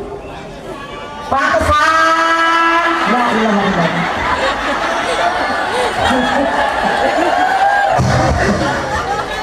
Makanya istrinya tuh ngaji.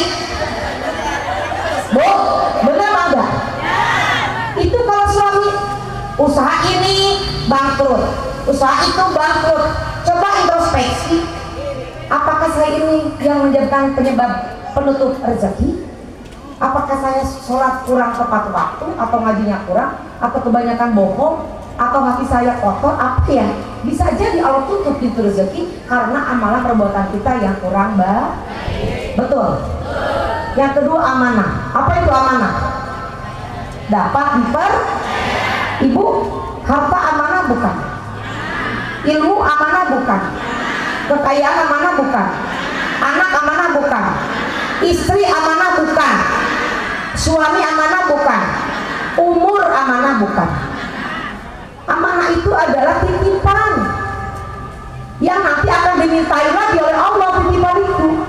Maka di sini kata kuncinya, konsepnya, ketika Allah berikan amanah titipan berupa anak, suami, istri, harta, jabatan, kekayaan, itu jangan pernah sekali-kali merasa memiliki. Jangan pernah merasa memiliki. Saya punya ilmu, merasa memiliki ilmu. Enggak saya. Ini ilmu titipan dari Allah. Ibu punya harta, itu titipan dari Allah.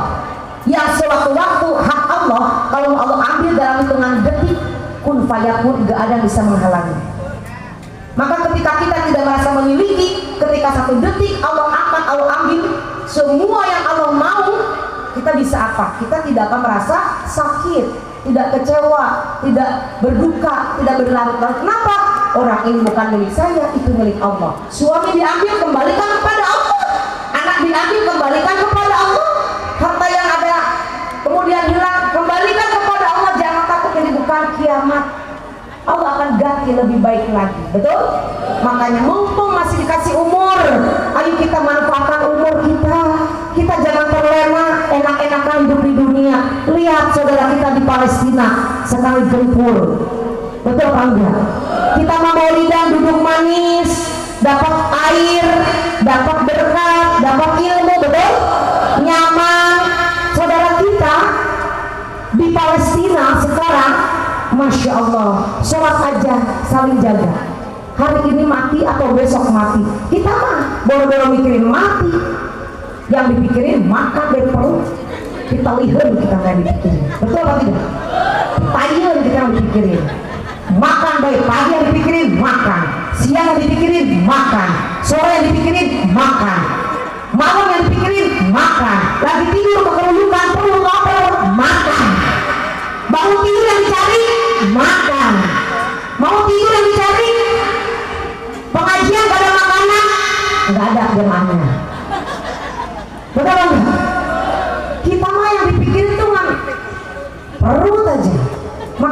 ini amanah ibu. Jangan sampai kita menyesal dan menangis saat detik-detik terakhir Allah mengambil nyawa kita. Bila Israel datang memanggil, jasad terbujur di pembaringan. La la la la. Bila Israel jasad terbujur di pembaringan, seluruh tubuh akan menggigil, sekujur badan kan kedinginan, seluruh tubuh akan menggigil, sekujur badan kan kedinginan.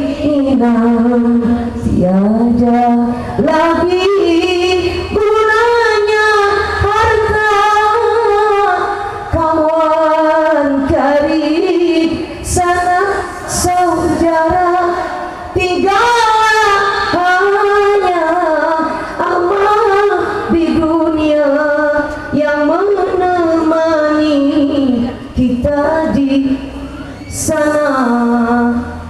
Ibu kalau pengen tahu, Nabi mengatakan, wahai Jibril, ini detik-detik terakhir aku hidup di dunia. Terakhir engkau mendampingiku wahai Jibril. Tapi mengapa ketika aku saat sakaratul maut, Israel mengambil nyawaku pelan-pelan dari telapak kaki, kau palingkan wajah sampai ke lutut, kau palingkan wajah Jibril.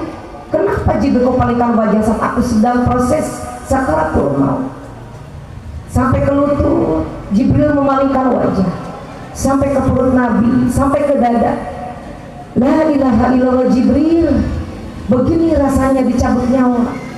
Aku seorang Nabi yang Allah kasihi, betapa merasakan sakitnya sakaratul maut. Lalu bagaimana dengan umatku wahai Jibril? Sakit Jibril, jangan kau palingkan wajah.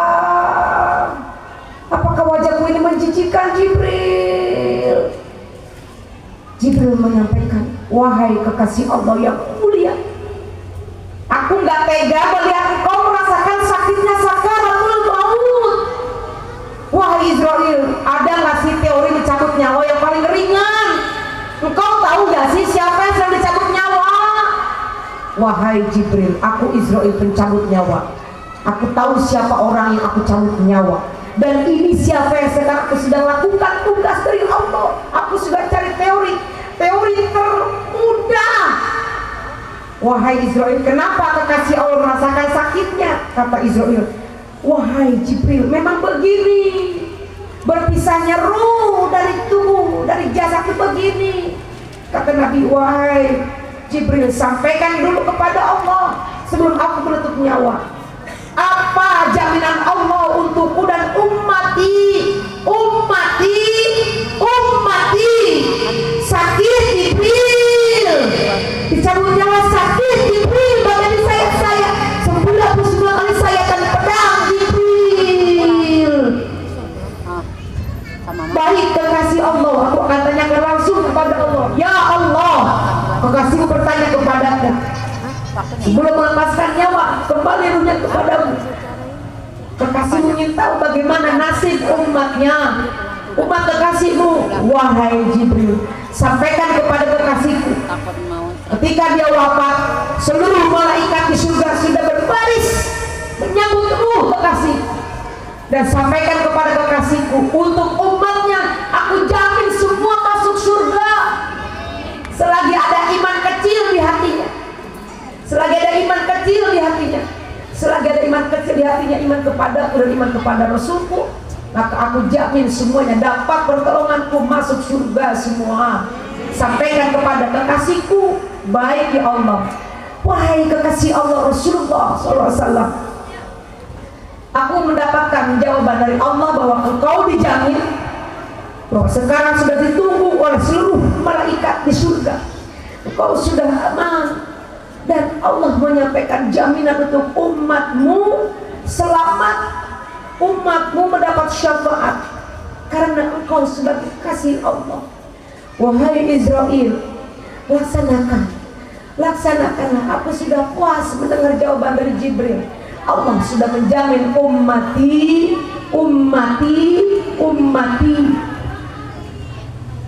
Makanya Nabi itu betapa cinta kepada kita, Bu. Tapi kita terkadang cinta, terkadang enggak kepada Nabi. Kalau kita lagi ingat baca sholawat, kalau kita lagi enggak ingat itu enggak baca sholawat. Sedangkan Nabi menyampaikan betapa dicabut nyawa itu sakit. Maka jangan sampai ketika kita dicabut nyawa nggak ada prestasi yang bisa kita sampaikan kepada Allah. 70 tahun dikasih umur oleh Allah, 30 juz, nggak ada 1 juz pun yang kita hafalkan. Malu nanti sakaratul maut. Kita itu ke surga punya voucher, entah dengan haji, entah dengan sedekah, entah dengan ilmu, entah dengan sholat, entah dengan puasa, entah dengan kesabaran, kemiskinan, kesederhanaan, ujian, penderitaan, tapi kita tetap berdiri di atas agama Allah. Kita tidak meninggalkan Allah. Apa kalau Allah mencabut nyawa kita, prestasi yang dapat kita persembahkan di hadapan Allah? Itu Quran 30 juz dikasih umur 30 tahun, enggak 1 juz aja kita ngapal. Ya Allah, rugi Bu. Allah bersumpah, wal asri, demi waktu, innal insana lafi khusrin illa, sesungguhnya manusia itu benar-benar berada dalam kerugian kecuali alladzina amanu, orang yang beriman, wa amilus solihati, beramal soleh, wa tawassaw bil haqq, saling menasihati dalam kebenaran, wa tawassaw bis sabr, saling menasihati dalam kesabaran. Maka umur yang Allah berikan kepada kita jangan kita sia-siakan. Ayo, masih ada waktu, nggak ada kata terlambat. Ini amanah, umur amanah. Jangan kita terlena dengan handphone, terlena dengan keduniaan, terlena dengan apapun yang bisa melupakan kita kepada Allah, melupakan kepada hari akhirat. Inilah momen Maulid saling memperingati dan kita kembali kepada Allah, kembali mencintai kepada Rasulullah. Rindu kita kepada pelukan Rasulullah. Pengen kita disambut Rasulullah. Pengen kita berjumpa dengan Rasulullah. Kalau hari ini Rasulullah ada di hadapan kita, seandainya Rasulullah kekasih Allah hari ini ada di hadapan kita, kita ingin melakukan apa? Berjumpa dengan Rasul, pengen memeluk, pengen mencium Rasulullah. Kata Nabi, ketika Nabi haji wada, Nabi mengatakan, wahai sahabatku, siapa yang pernah aku sakiti sebelum aku wafat? Itu setelah turun surat An-Nasr, idza ja'a nasrullahi wal fath. Itu di situ Nabi, setelah itu Nabi sakit dan turunlah surat yang terakhir, surat Al-Maidah. Apa yang Nabi sampaikan? Jikalau ada selama saya hidup sahabatku yang terkena sakit olehku, baik lahir ataupun batin, baik fisik ataupun non fisik, sekarang tolong angkat tangan siapa yang pernah aku sakiti, agar aku nanti ketika wafat aku tidak membawa dosa. Siapa wahai sahabat ada yang pernah aku sakiti? Terhenti semua, terdiam, tidak ada.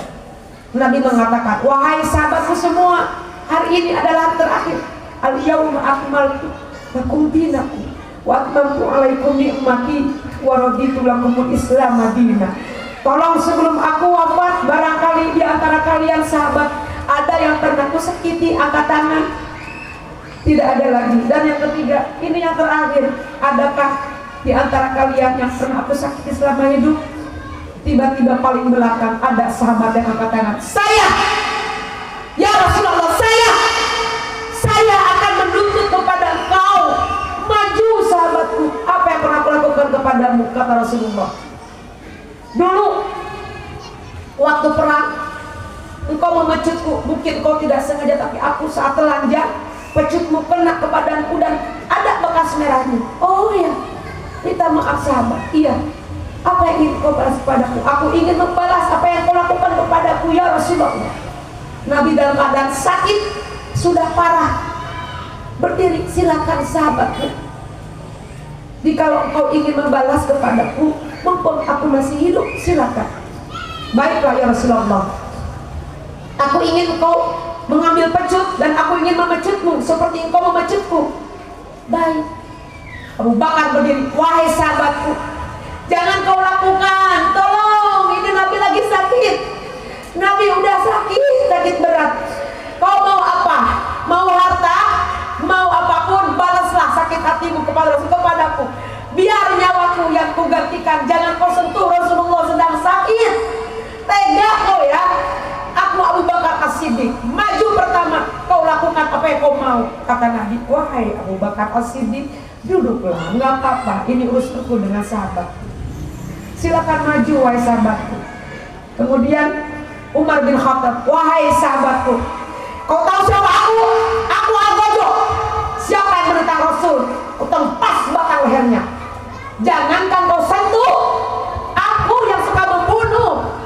Kau bunuhlah aku, kau pukullah aku sepuasmu, tapi jangan hari ini kau sentuh Rasulullah.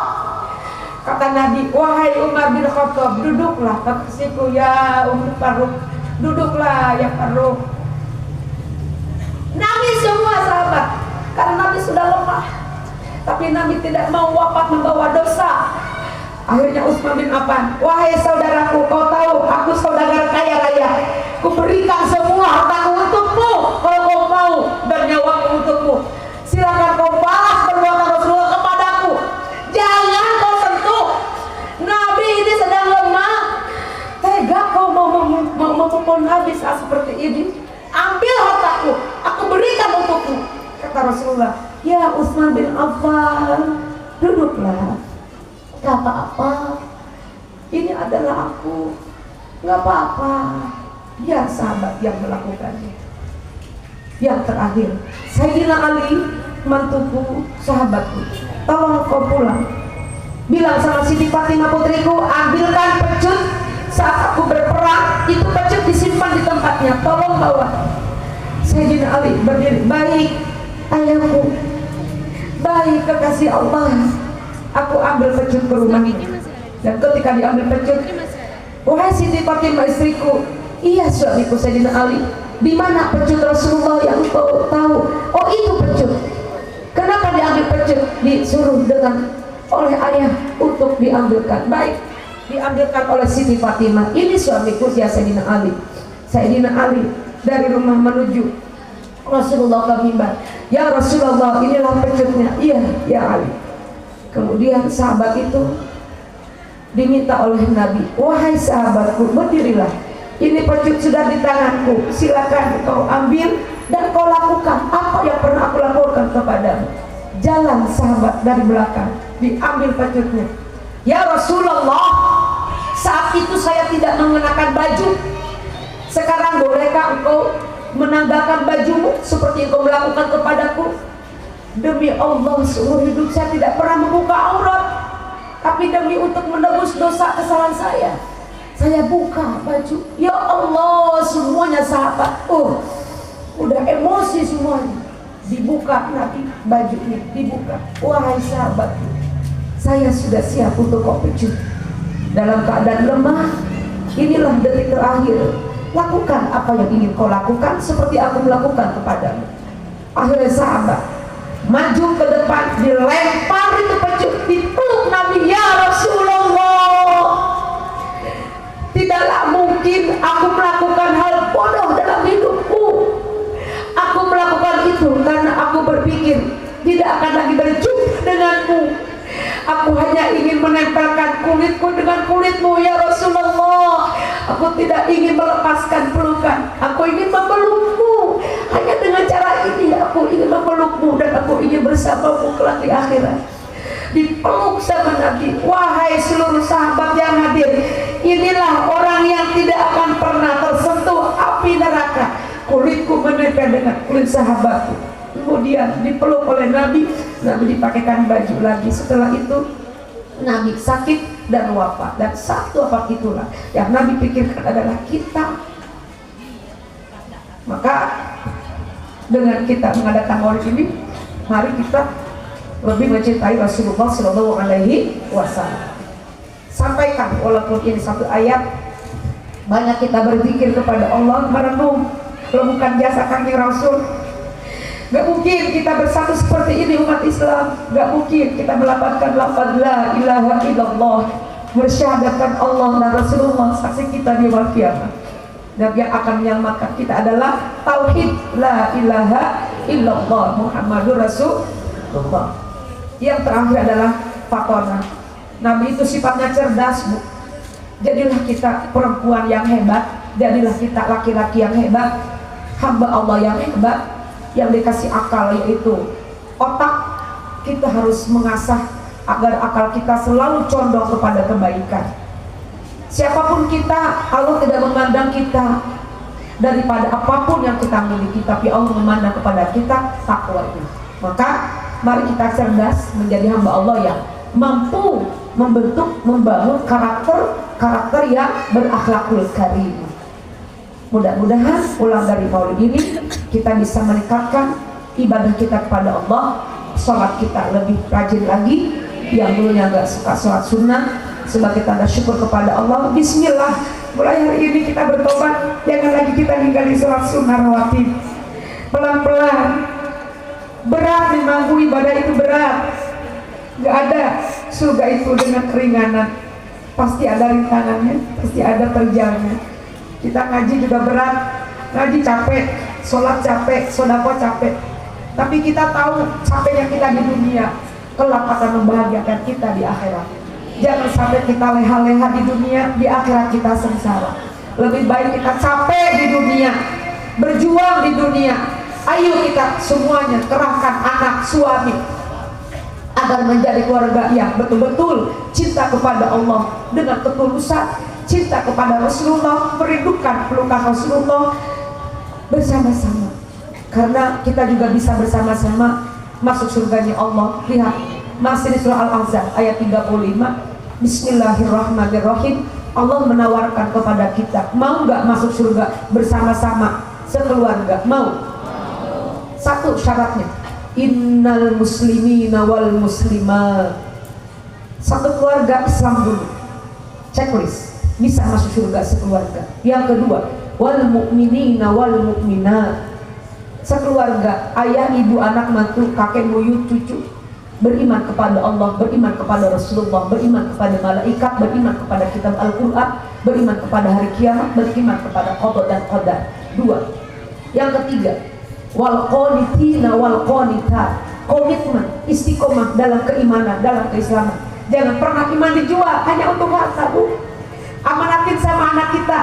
Kalau kelak kamu mendapatkan jodoh yang beda agama, banyak hartanya, banyak jabatannya, tapi tidak seagama, tidak seiman dengan kita, jangan jual iman hanya karena harta. Lebih baik kita sengsara daripada menjual iman hanya karena harta. Amanatin itu untuk anak-anak kita. Mama tidak peduli menantu kaya ganteng kalau dia bukan seagama, bukan seislam, seiman dengan kita. Amanatin itu untuk anak-anak kita. Komitmen dalam keagamaan. Yang keempat, wassadiqina wassadiqat. Jujur, ternyata jujur, tetap itu jujur yang menjadi landasan kita bisa masuk surganya Allah. Bapaknya jujur, ibunya jujur, suami jujur, anak menantu, kakek buyut, cucu semuanya jujur. Empat. Yang kelima, wal khosyi'ina wal khosyi'at. Dalam ibadah kita khusyuk. Kalau lagi ibadah, ya ibadah. Anggap Allah melihat kita. Kita berdua dengan Allah lagi ngaji, rasakan kenikmatan lezatnya sedang membaca Quran. Walau nggak ngerti terjemahnya, walau nggak tahu kandungannya, karena kita keterbatasan umur, keterbatasan fasilitas, keterbatasan keuangan, kita nggak bisa kuliah. Tetapi ngaji nggak tahu artinya, nggak tahu terjemahnya, biarin ngaji aja, ngaji, biarin. Urusan diterima nggak terima Allah, bisa nggak bisa ngaji aja. Khusyuk dalam sholat. Apalagi wassa'imina wassa'imah. Yang keenam, sekeluarga berpuasa insya Allah masuk surga. Wal mutasaddiqina wal mutasaddiqat. Yang ketujuh syaratnya mau masuk surga sekeluarga, senang bersedekah. Jangan jadi orang pelit. Harta nggak dibawa mati. Nggak ada konsep Quran dan hadis banyak berbagi, banyak sedekah tambah miskin. Nggak ada. Semakin jor-joran kalau kita ada, semakin Allah jor-joran juga gantinya. Betul?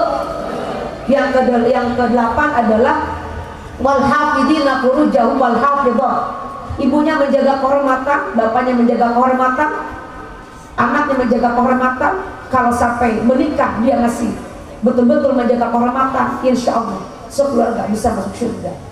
Yang kesembilan, Wadzakirin Allah wadzakira, berzikir kepada Allah di waktu duduk, di waktu bekerja, di waktu istirahat, di waktu ada waktu, berzikir kepada Allah, minimal sebut Allah, Allah, Allah, Allah, atau istighfar, perbanyak istighfar. Apa balasannya? 9 konsep Allah itu akan diberikan oleh Allah.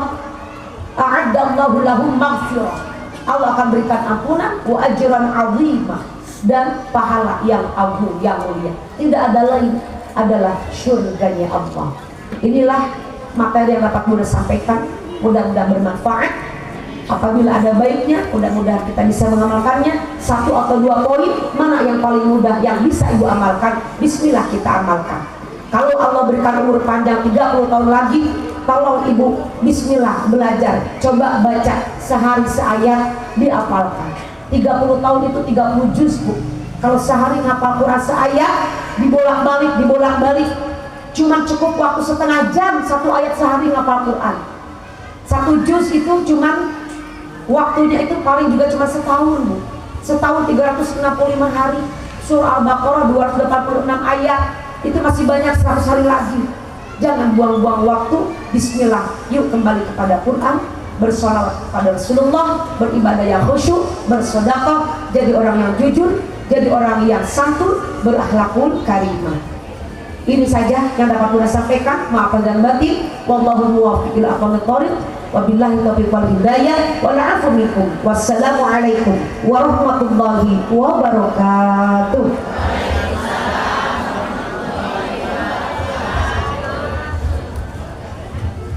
Alhamdulillahirabbil alamin.